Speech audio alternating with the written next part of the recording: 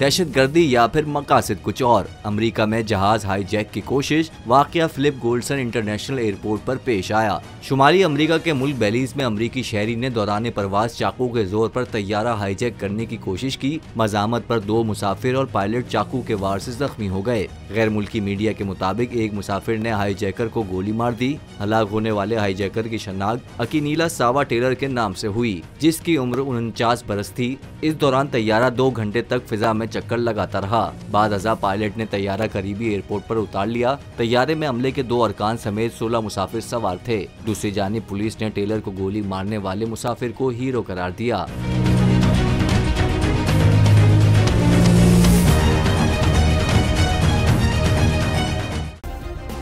Subscribe करें और bell दबाएं ताकि कोई खबर रह न जाए।